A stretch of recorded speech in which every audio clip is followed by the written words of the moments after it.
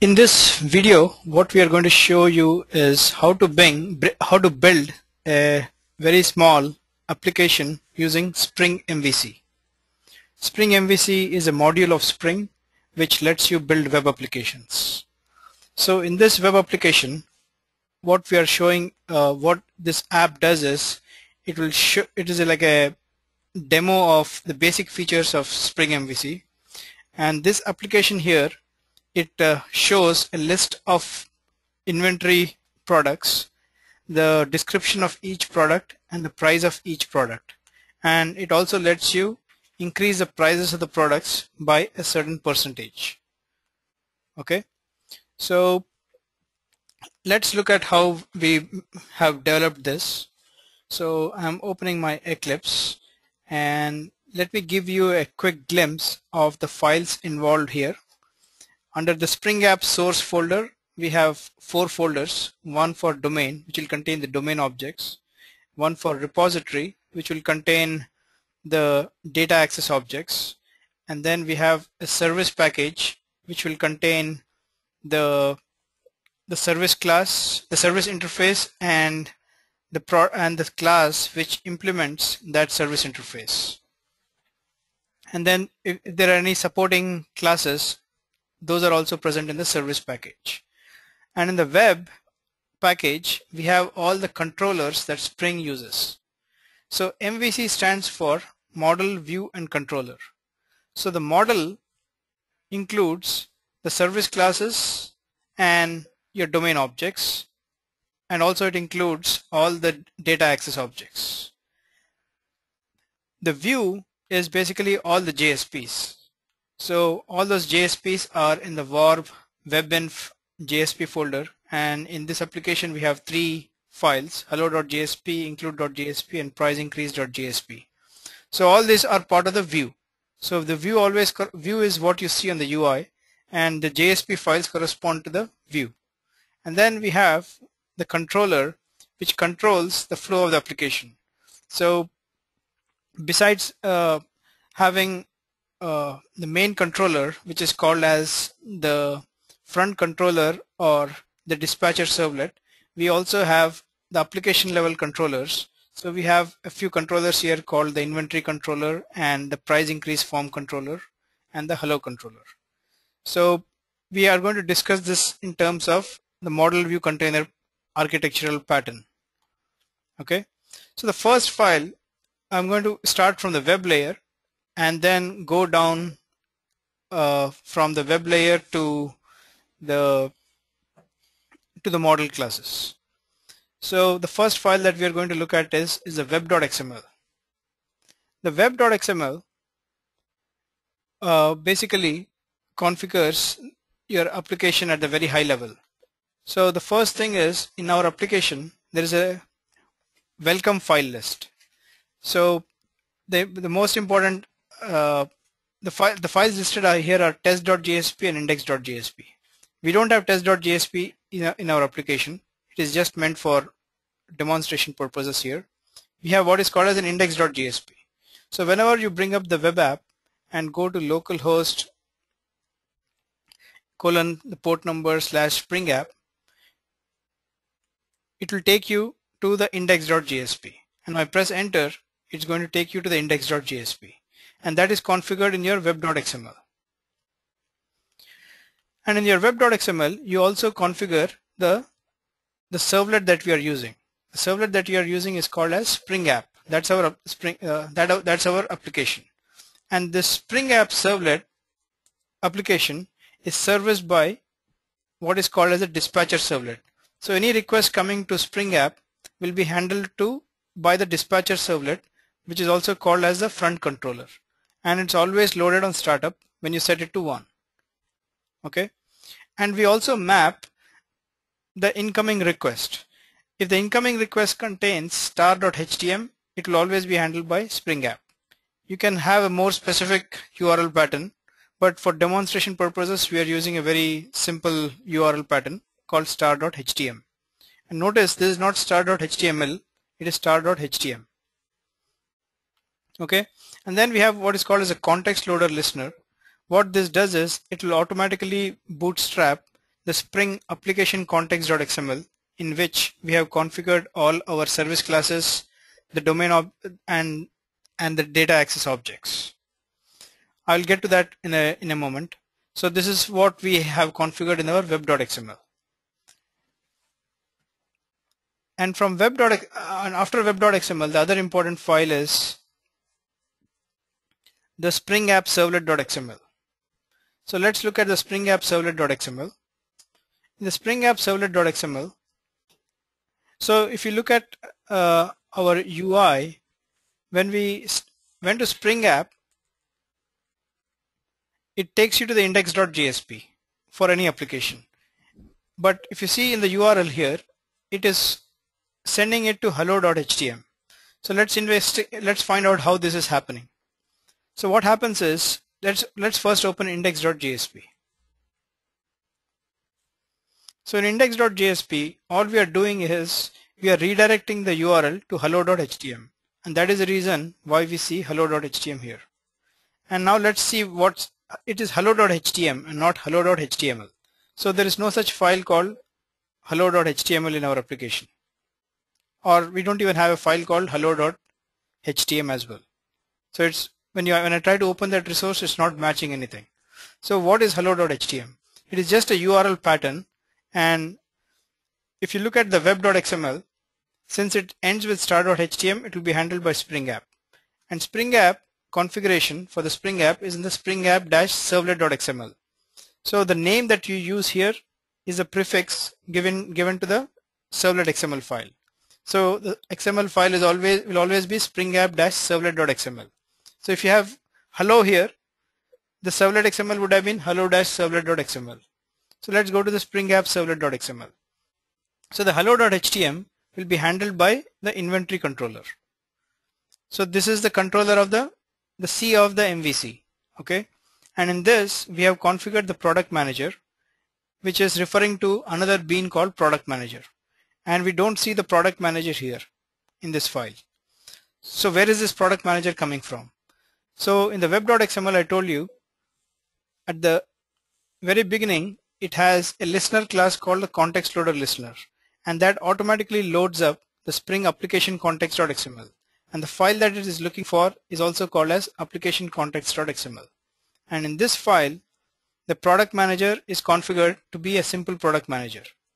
So we have a service class called product manager, which is an interface that defines two methods: increase price by a certain percentage and get products, which will return you a list, and it will return you a list of products. And if I look at the classes which implement the product manager, I press Ctrl T and it will show me the classes which implement this interface, and we have simple product manager. The simple product manager will provide the implementation for those two methods: get products and increase price. So let's go back to the application context.xml. So we have configured the product manager to be using a class of simple product manager, and that in turn does a setter injection of the product DAO. The product DAO is another bean which is being defined over here, and what it is doing is we have a DAO called product DAO, which is the data access objects for accessing products. So in this particular example, this DAO provides CRUD operations: create, read, update, delete. But in our example, all we are doing is we are doing a create and we are retrieving some products. So let's look at the classes which implement the product DAO. So press Ctrl T, and then you can see that JDBC product DAO provides an implementation of this, and the implementation that it is using is basically JDBC.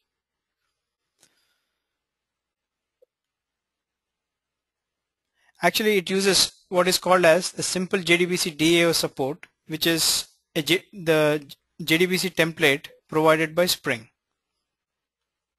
So you can see that it is using the simple JDBC template to do queries and updates. Okay, so let's go back to the application context.xml, and the product DAO is Spring injected with a data source, and the data source is a basic data source in which you configure the driver, the URL, the username, and the password. And where are all these coming from? If you see here, these are all nothing but some properties configured in a file called as jdbc.properties. And where are these coming? Where was this declared? We have what is called as a property configurer, which is loading the jdbc.properties file from the class path. And in the jdbc.properties, we have the list of key value pairs for all those properties that we are using in the DAO, for the DAO's data source.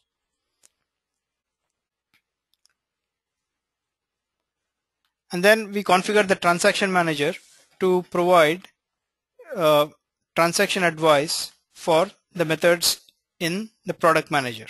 So if you look at the pattern here, the point code that is being used is for all the methods of the product manager, apply this transaction advice. So you're applying that behavior. So all the methods which start with a get are called as read only, and for all the other methods we are applying a transaction context, and we are using the Spring Data Source Transaction Manager, which provides declarative transaction management. So let's now let's go back to the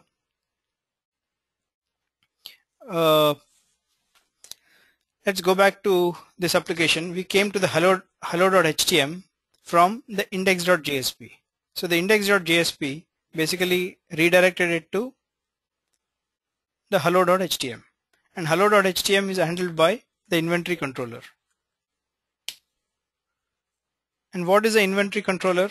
Basically it implements the Spring controller interface, which has a method called handle request, which takes a HTTP servlet request and a HTTP servlet response and returns a model and view object. So in this, what we are doing is we are creating a model object called myModel, which is nothing but a map which contains a string as a key and an object as a value. And in that map, we are putting two keys called now and products. Now basically is referring to the current time, and products refers to the list of products that we retrieve by using the product manager service. The product manager service, if you remember, it was Spring injected by setter injection. It was done in the Spring app servlet.xml. So the inventory controller was injected with the product manager. Okay, and then we return from this method. So this get products will go to, so let's go to the get products.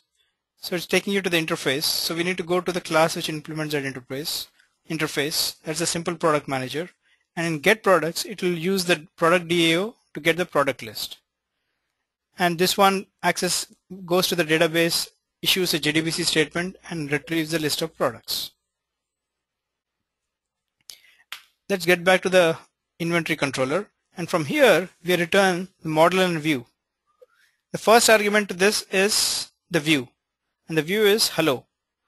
But I told you views always correspond to JSPs. But here we are not saying it's a hello.jsp. We're just saying it's a hello. So where is this configured? So go back to the Spring app servlet.xml, and in that you'll see what is called as a view resolver. So the view resolver uses a prefix and a suffix to identify the location of the JSP for that view. So it will look for hello.jsp in web.jsp folder. So let's go there and look for that file.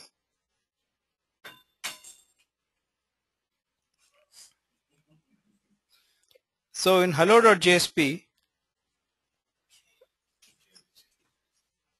in the hello.jsp, what we are doing here is we show a heading and a greeting, and we iterate over the list of products and print out the description of each product and the price of each product. And then we have a link to increase the prices of the products, which goes to priceincrease.htm URL. Okay, and the heading and the greeting, if you see here, and if you see on the UI, we don't see anything like this. So this is coming from another file which provides internationalization so that you can change your application for different languages. So all these heading and greeting are coming from a file called messages.properties. and you see the heading and the greeting here.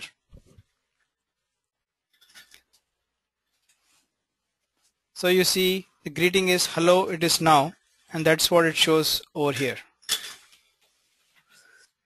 And now let's get back to the inventory controller. The inventory controller then sends it to the hello.jsp, which shows the list of products and their prices.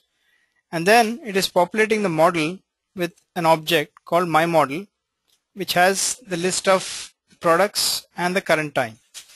And you access this now and the products in your JSP.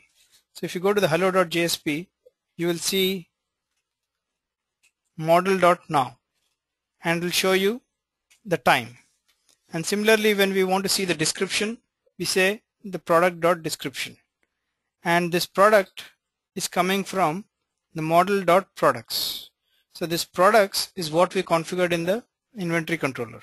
So if you see here, you see the products. And that's what we are referring to in here. And each product is a reference to each product that we are iterating over. So this is how the inventory controller works. And now let's see how the price increase page works. So when you click on the price increase, at the bottom you see that it is referring to the URL localhost /8080/springapp/priceincrease.html. Again, that is not a HTML file, it is a URL, and we need to see who is handling that URL. So let's go back to the Spring App Servlet.xml, and in the Spring App Servlet.xml you'll find that there is a price increase.htm, which is being handled by the price increase form controller.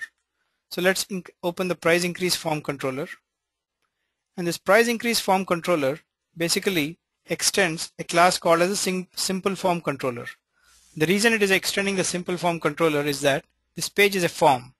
A form in a HTML page basically collects inputs from the user.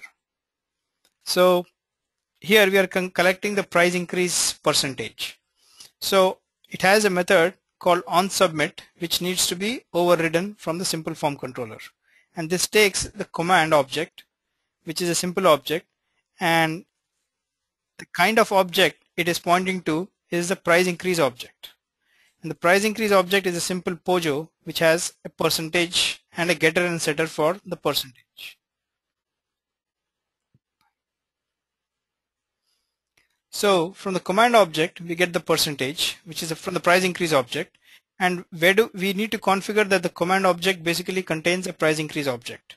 All configuration is always done in the Spring App Servlet.xml, and then here you see that the command class is nothing but a price increase class. So let's go back to the controller. Now we have got the percentage increase.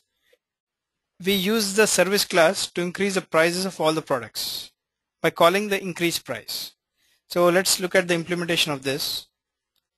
So it takes you to the interface, but I wanted to go to the class which implements that interface. Press Ctrl T, go to the simple product manager, and here we have the increase price. So what we are doing here is we get the products and iterate over all the products, and for each product we get the current price and increase it by the percentage increase, and we compute the new price, and then we set the price of each product by calling the setter method of the price for each product. And then we need to save that product, and we save it by making use of the DAO, the product DAO. So we save the product by passing each product to it. I'm not going to go into the details of how this is implemented. You can see that in the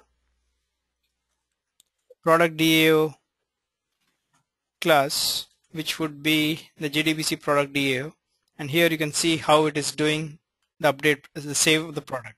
All it is doing is it is issuing a SQL update statement which says update products, set description equal to description, price equal to price, where ID is something. So you can look into the details of this. So let's go back to the controller, the price increase form controller. So it has increased the products, increased the prices of the products, and then it returns a model and view object, and it is using what is called as a success view. So where is the success view defined? Success view is also defined in the Spring App Servlet.xml.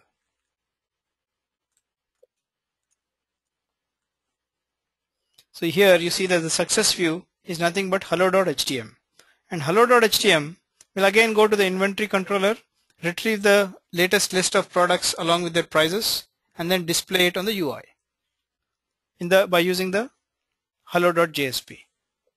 So here in the price increase form controller, we have configured the command class. We have also configured the form view, the success view, and the product manager. And if you notice, there is something called as a validator here. So on this UI, when you try to increase a percentage by a very large amount and click execute, it does some validation. So it says don't be greedy, price raise has to be between -20 and 50%. So before this page is submitted, it does some validation by using the price increase validator. So let's look at the price increase validator. The price increase validator, basically what it does is it implements a validator class which has a method called validate, and validate takes the form object. The form object that we are passing is nothing but price increase. So if you go to the Spring App Servlet.xml, the command class is nothing but a price increase class. So that same class comes into the price increase validator, and it will contain the percentage price increase that the user enters on the UI. Using this PI, we do all the validations. We check whether it is empty by checking for whether it is null, and we also check whether the percentage is greater than a certain amount of percentage, and whether it is less than a certain percentage as well. And so basically what we are checking is the percentage lies within a certain range. If it is outside the range, we have to show an error message. And these error messages, if you see here on the UI, we say don't be greedy, price raise has to be between -20 and 50%, is basically is not shown over here. So here what we are doing is we are using the string called error.toHigh, which is read from a file called messages.properties, and messages.properties provides you the mechanism to provide internationalization so that you can migrate to different languages. So in messages.properties you'll find error.toHigh, and you also see error.toLow, and in this you also see, so for error.toHigh it says don't be greedy, price raise has to be between 0% and 1%. The 0 and 1, they're actually placeholders, and these placeholders are populated by